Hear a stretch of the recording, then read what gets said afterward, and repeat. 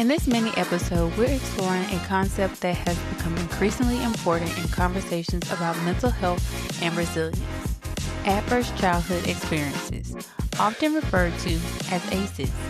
In the previous episode, we talked about generational patterns and how experiences shape families and how resilience can also be passed forward. Today, we're going to slow that conversation down and take a closer look at ACEs, what they are, and how understanding them can help us recognize patterns and respond differently moving forward. Hello, and welcome back to Stay Mindful with Dr. Evelyn Davis. Today, we are taking a few mindful minutes to talk about ACEs, or adverse childhood experiences. You may have heard this term before, especially in conversations about trauma, resilience, and long-term mental health. And while the topic can feel heavy, understanding ACEs can actually be empowering, because when we begin to understand how our experiences shape us, we gain the opportunity to make more thoughtful and intentional choices about how we care for ourselves and others. So, what are ACEs? Just to spark your memory, in the last episode, we talked about adverse childhood experiences, or ACEs, being potentially traumatic events that occur before a child reaches the age of 18. These experiences can interfere with a person's health, opportunities, and stability throughout their lifetime. And in some cases, their effect can even extend to future generations.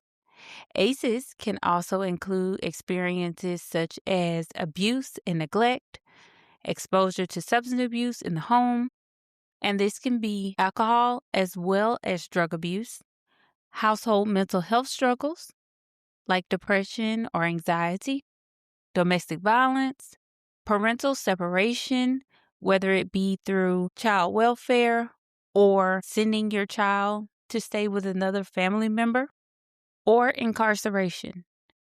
Growing up in an environment where safety and stability are uncertain are all ways that someone before the age of 18 can experience ACEs. Research has shown that when multiple ACEs are present, the risk for certain physical health conditions, mental health challenges, and relationship difficulties can increase later in life. But let me pause here and say something very clearly to you. Learning ACEs is not about labeling people or predicting the outcomes. It's about understanding the patterns. And when we understand how experiences influence behavior, emotional responses, and coping strategies, we can begin making more intentional decisions moving forward. And that's where resilience enters the conversation. Resilience is the ability to adapt to challenges, recover from setbacks, grow through adversity, and find stability, even after the difficult experiences. Supportive relationships, emotional awareness, and access to resources all help strengthen resilience. But there's another part of this conversation that's very important. When we talk about ACEs, we're not only talking about what happens inside of the family, we're also talking about the environment and the systems that surround those families. One way that researchers help to illustrate this connection is through something called the pair of ACEs tree. This tree helps explain how childhood adversity is connected to a broader social conditions such as poverty, community violence, limited access to resources, where you see resource deserts, housing instability, lack of access to healthcare or even education. These environmental factors can create stress within families, which can contribute to difficult childhood experiences. But the tree also reminds us that there are many opportunities to help interrupt these cycles. According to the CDC, several strategies can help prevent ACEs and support healthy environments for children. These include strengthening economic supports for families. You find this in programs such as WIC, food assistance programs, community-based efforts like community gardens, and All of those things help families maintain stability across and access. These include strengthening economic supports for families. You see this when you see the programs such as WIC, and then you also see other food assistance programs like food banks in the community. Also, community based efforts like community gardens. These things help families maintain stability and also access basic needs. Also, promoting social norms that protect against violence and adversity. I know I live in the state of Georgia, and one of the initiatives that I see is Resilient Georgia. This this organization works to educate communities about trauma-informed care and also create healthy environments for children and families, ensuring a strong and supportive start for children. Programs like Georgia Pre-K and early enrichment services, all of those help to support cognitive and emotional and social development in the early years. Another way we combat this is teaching coping skills and emotional regulation skills. School-based programs like APEX and other support initiatives help children to learn how to manage stress and emotions in healthy ways. The next thing you can do is connect youth to caring adults and positive activities. Organizations such as Big Brothers Big Sisters, Boys and Girls Clubs, and Girls Inc. all provide mentorship, structure, and supportive relationships that strengthen resilience. These strategies remind us that families, communities, and systems all play a role in supporting healthy development. I know that a lot of the initiatives that I've named are specific to the state of Georgia. However, some of these organizations are also national, so they probably are in your state to assist you with strengthening resiliency in your community. Now, I want to take a moment to shift and do a ACEs reflection activity. If you feel comfortable, you can take a moment to reflect on your own experiences using the ACEs questionnaire. You can find this questionnaire linked in the show notes so that you can open it up while we talk through some of the questions together. Remember, this reflection is not about judgment or labeling. And if any time you are going through this questionnaire and you may feel that something is triggering, feel free to stop or skip through the questionnaire part of this episode and find another support person to sit down and do the questionnaire with you. Remember, this reflection is not about judgment or labeling. It's just simply a way to recognize experiences that may have shaped parts of your story. The questionnaire includes 10 categories of childhood experience that occurred before the age of 18. So let's look at these questions. The first question that we have in the ACEs questionnaire is, did you feel that you didn't have enough to eat, had to wear dirty clothes, or had no one to protect or take care of you? Did you lose a parent through divorce, abandonment, death, or another reason? Did you live with someone who struggled with depression, mental illness, or suicidal behavior? Did someone in your home have a problem with alcohol or drugs?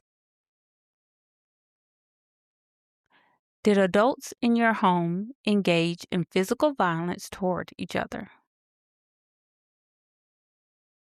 Did someone in your home go to jail or prison? Were you regularly insulted, sworn at, or put down by an adult in your home? Were you physically harmed by a parent or an adult in your household?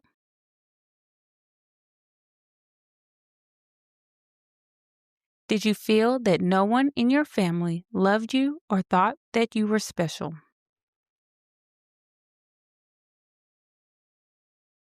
Did you experience unwanted sexual contact?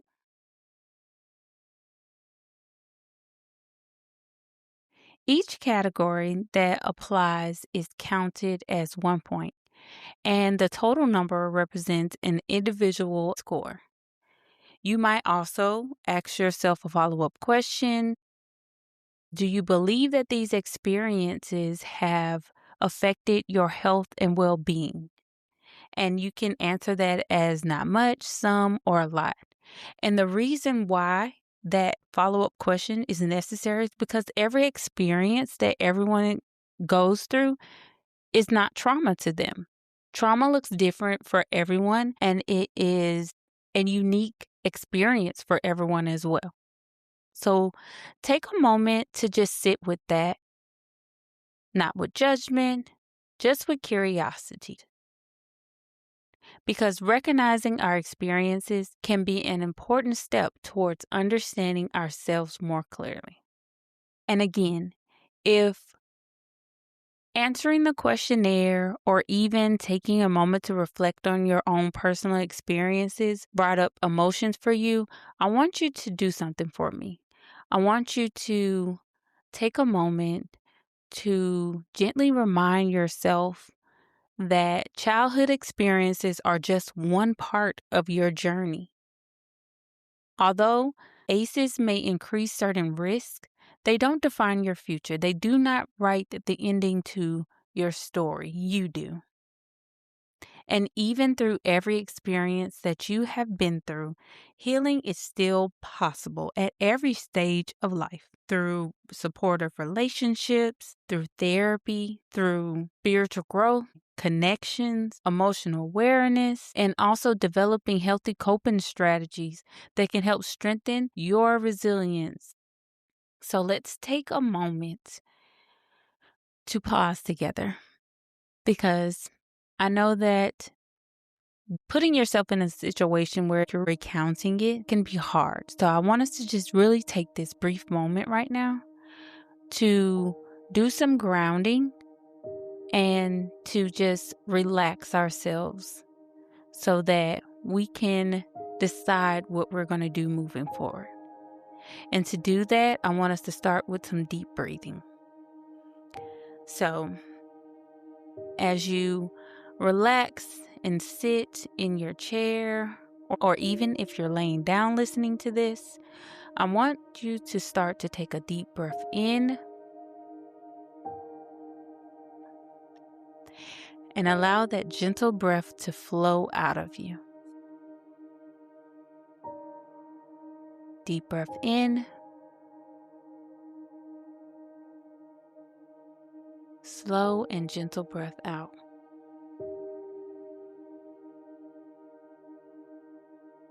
Allow yourself to sit in this moment, welcoming in self-compassion with a growing understanding that healing happens one step at a time. Deep breath in, relaxing breath out. Deep breath in, slow, relaxing breath out. Use this time to remind yourself that awareness is not the end of the story. It's the beginning of understanding. And sometimes simply recognizing that is a powerful step moving forward. Deep breath in,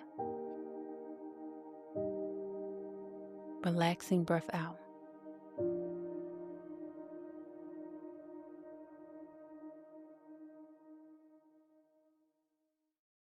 First of all, I want to say thank you. Thank you so much for joining me, and thank you for taking this time to do something